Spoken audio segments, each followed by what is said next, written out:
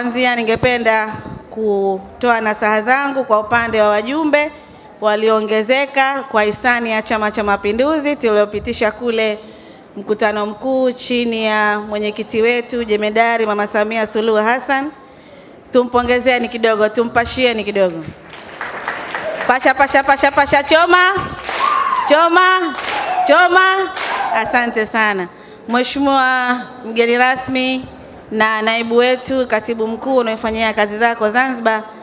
Kwa upande wa kipengele hichi cha haki, ndugu zangu, tunafahamu kwamba mmeongezewa nafasi wajumbe, na hii yote ni kuonesha ukomavu katika Chama cha Mapinduzi, kwamba Chama cha Mapinduzi ni chama ambacho kinaongoza kwa kuonesha mfano.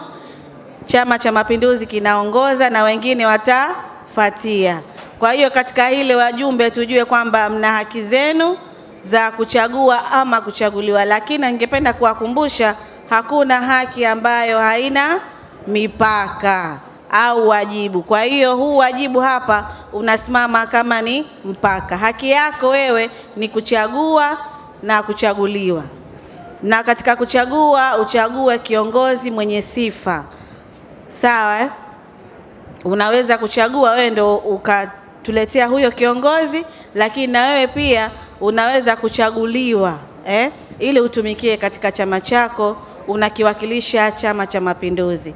Lakini pia utambue una wajibu wa kuhakikisha kwamba unatimiza wajibu wako, hususan kwa jukumu la kuhakikisha kwamba wengine walitangulia kusema humchafui mwenzio, kwa sababu unapomchafua mwenzio humchafui yeye, unakichafua Chama cha Mapinduzi. Naibu atakuja kueleza zaidi. Lakini pia mpaka huo ndo unakuwekea wewe kwamba usikiuke mipaka yako kisheria. Tunafahamu kwamba kuvunja sheria ni sababu mojawapo ya kutokujua sheria. Kwa hiyo tutumie platform hii kuwafunza pia kwamba wewe haki zako ni hizi katika chama chako, lakini pia una wajibu huu. Kwa hiyo usivuke huo mpaka. Ukivuka huo mpaka utakuwa umefanya foul, au sio ndugu zangu? La pili, katika upande wa utekelezaji wa ilani ambao nimesema una vipengele viwili. Cha kwanza, tukatoe mafunzo, na ili tumelizungumzia katibu wa mkoa linamhusu kwa sababu yeye ndio mtendaji mkuu wa mkoa na ana dhamana ya kusimamia siasa za wilaya zote mbili. Kwa hiyo ajijue pia ana dhima na dhamana ya kuhakikisha kwamba wanachama wetu wote wanafahamu kuhusiana na utekelezaji wa ilani, ili na wao wakawe mawakili na mawakala wa kwenda kusambaza mafunzo hayo ambayo yametekelezwa chini ya ilani ya Chama cha Mapinduzi ya mwaka 20 hadi 2025, na ambapo hivi karibuni tutatarajia kupata ilani yetu mpya 2025 mpaka 2030. Kwa hiyo tukumbuke kwamba sisi kama wanachama tuna haki zote na wajibu wa kufahamu utekelezaji wa ilani kuanzia ngazi zote za matawi, wadi na wilaya, majimbo mpaka mkoa. Kwa hiyo kila mmoja aanze kuangalia kwenye jimbo lake au kwenye wadi yake kumetekelezwa kitu gani. Kila mmoja kwa nafasi yake na ngazi yake. Sio lazima afahamu utekelezaji wote wa kitaifa, huwezi kuyakamata yote, lakini angalau kwa kuanzia tunasema ufahamu kwenye ile sehemu yako unayoishi au unayokaa, kama ni jimbo, wadi, kumetekelezwa miradi gani ya kimkakati. Ili sasa tunasema hakuna kesi kama hakuna ushahidi. Yale utakayoyafahamu ndio utakayoenda kuwaeleza wapinzani au wale wote ambao si wapinzani lakini wana mapenzi makubwa, mashabiki wa Chama cha Mapinduzi, ili uende ukamlinganie, uweze kumvutia, aweze kuvutika na chama chako. Uongo? Sasa leo tutapeana assignment ndogo tu, kila mmoja tukiondoka hapa atajitafakari mambo gani ya msingi au miradi gani ya kitaifa imetekelezwa katika ngazi yake, ili sasa aweze kujifunza na kuyaelewa. Hata ukiamshwa usingizini uulizwe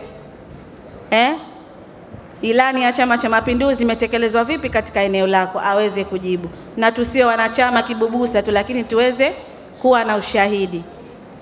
Kipengele cha mwisho cha utekelezaji wa ilani, nataka kusema hapa, kwanza nataka tuwapongeze viongozi wetu wakuu wa kitaifa, Daktari Samia Suluhu Hassan pamoja na Daktari Hussein Ali Mwinyi. Tuwapeni maua yao kidogo, 3, 2 na 1.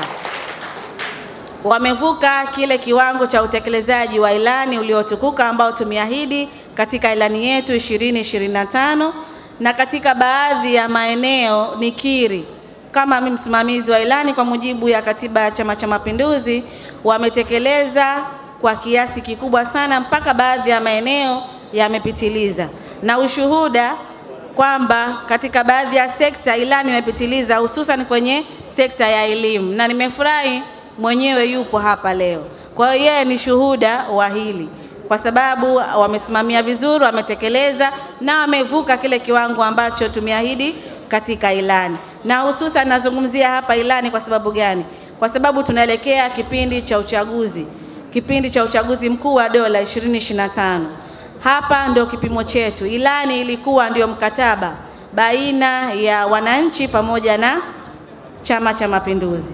Tupo hapa sote kwa ajili ya kutekeleza ilani, na sekta zote zile zipo kwa ajili ya kutekeleza ilani, na kile ndio kipimo kitakachokwenda kutuamulia au kwenda kutuhukumu tumetekeleza ilani kwa kiasi gani, na hii itapelekea kuwashawishi wananchi kwa ujumla wao watufanyie tathmini. Je, katika kipindi cha miaka 4 tumeona utekelezaji wa ilani ulivyofanyika?